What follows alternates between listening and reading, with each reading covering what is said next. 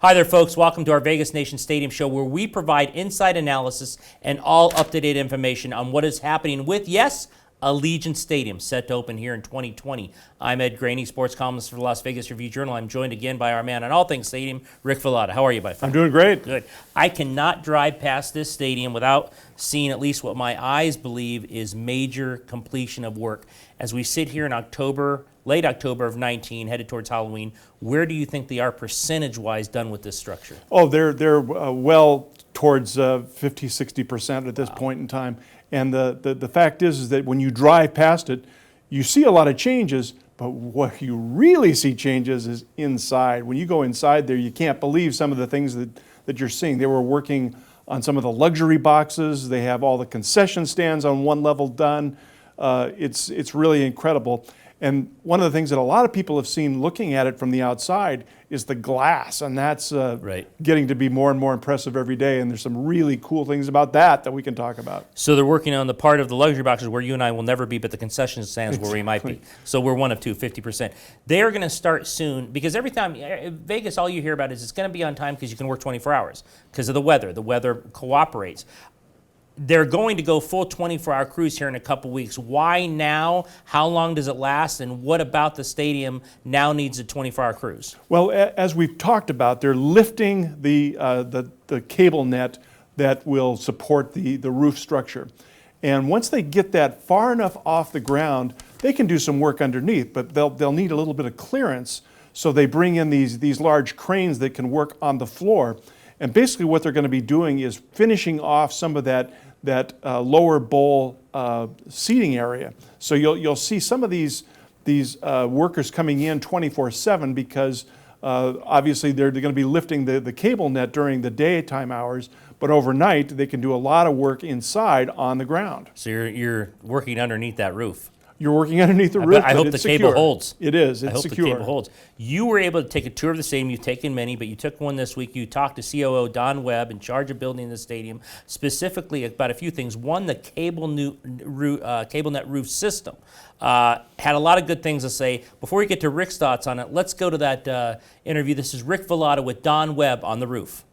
Don, tell us a little bit about what we're seeing behind us. Well, you're seeing the activities of about 1,600 really talented men and women building a first-class stadium. It's a 24-hour-a-day operation right now, and the main activity is the erection of the cable net roof system that will support the ETFE roof. But in order for these cables, the stainless steel cables, which are about 3 inches in diameter, to develop sufficient strength to hold the roof up, they need to mimic a suspension bridge, where the top cord and the bottom cord are held in tension and compression to form a rigid structure out of a flexible piece of stainless steel. So this canopy roof that surrounds the stadium's bowl had to be very precisely constructed, and the tolerances on some of the long pieces of cable net, those connection points have to be within 7/8 of an inch of their design location. It's taking about 6 weeks from start to finish. We expect it to be finished early in November. And at the present time, stadium on time? On time. Great stuff there from Don. We'll get to him again in a second.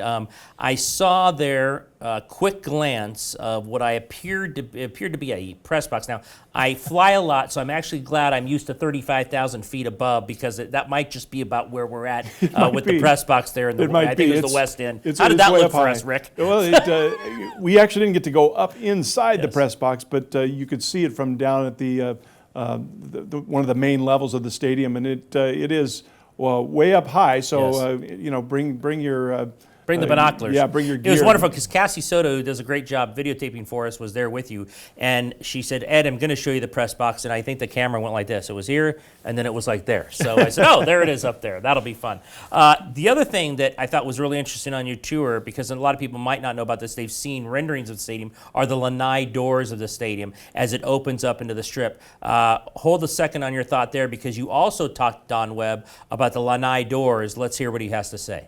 Behind us now, we have the lanai doors that two of them have been installed, right? Right. These are the operable doors, which will allow us to have a great view of the strip, and also allow the stadium to transform into an indoor-outdoor facility with fresh air and the ambience of a natural air stadium. Now we can see right through this now, but eventually there's going to be black glass on these surfaces, right? That's true. It'll be black glass like the rest of the building is covered in. However, that glass is really interesting because from the outside in the daytime it looks very opaque, like a shiny piece of obsidian. But as you come inside the building, even in the brightest sun of the day, you can see out very, very easily. It becomes very transparent from the inside of the building, like looking through a pair of sunglasses. At night, we expect the building to really come alive because as the sun's intensity dies down and the lights inside the stadium bowl, the field lights, the lights in the concourse, all the rest, come alive, the building, we think, will take on a very transparent look from the outside. So we think the character of the building will change during the course of the day, which I find very interesting. Boy, can you imagine, Rick Velotta, the views, especially at nighttime, with these lanai doors opening to the strip and the lights of the strip. This thing is going to be beautiful. I've always envisioned these Sunday games that start at like 5 o'clock our time. Yeah, you're thinking they're going to be a better team and in prime time, maybe against your Broncos. Well, every once in a while they're going to need to put them on at that hour. Yes. But the fact is that at 5 o'clock it's like the golden time here in Las Vegas when the lights are just starting to come up, and it's just magical. It's beautiful. So I think people are going to be astonished when they see that view from the stadium through those large, 240-foot wide window that they have in the stadium.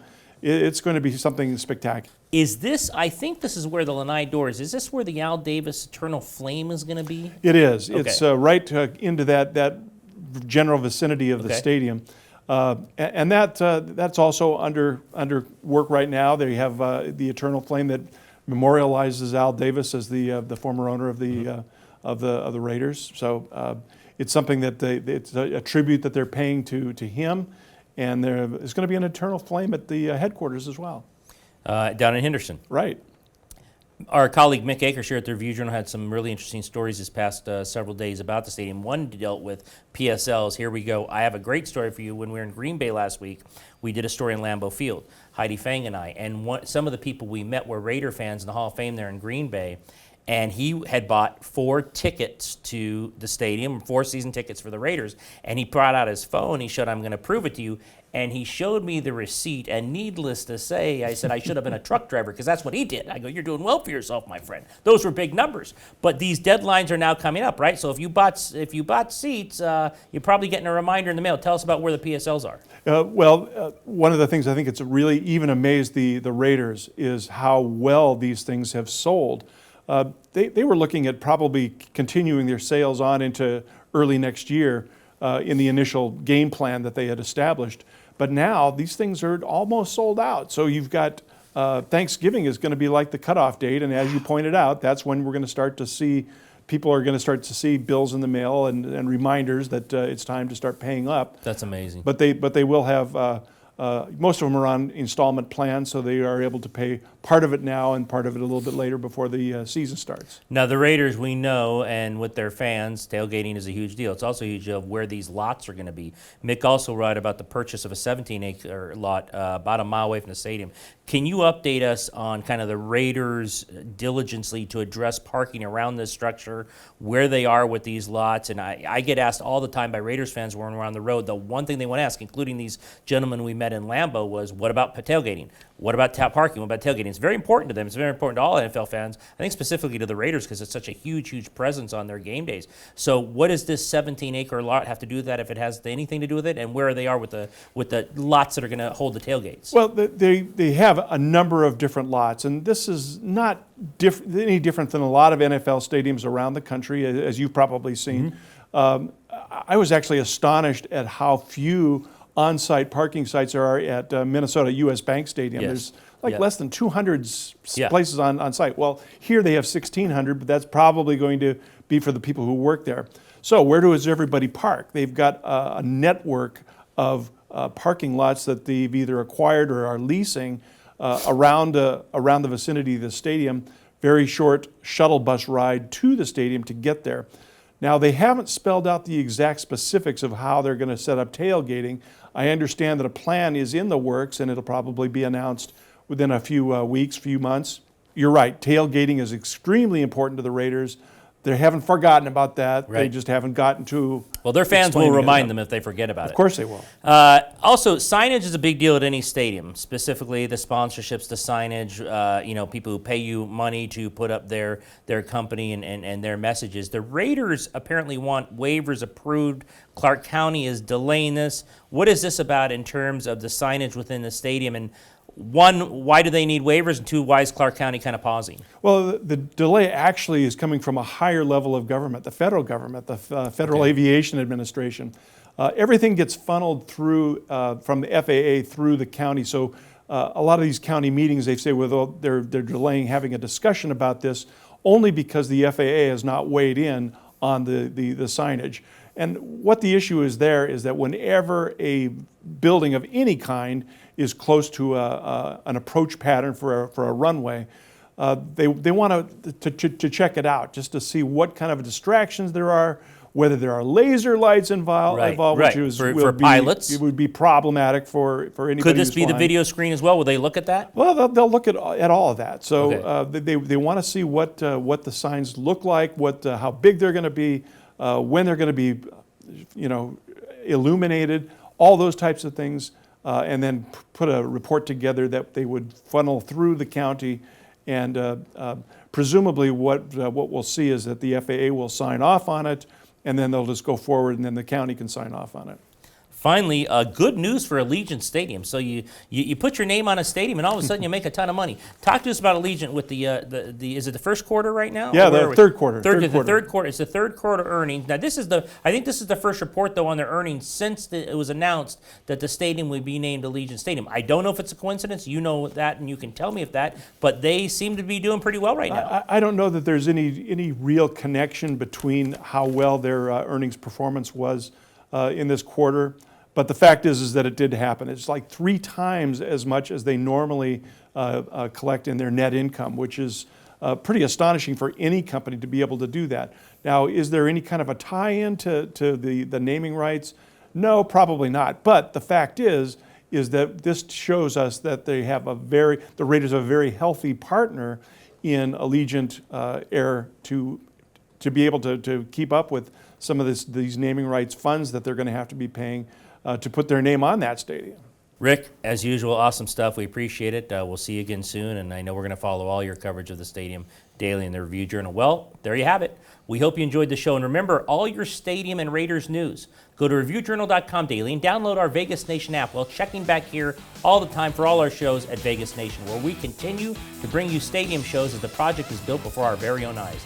For the Review Journal's Rick Velotta, I'm Ed Graney. We thank you for watching.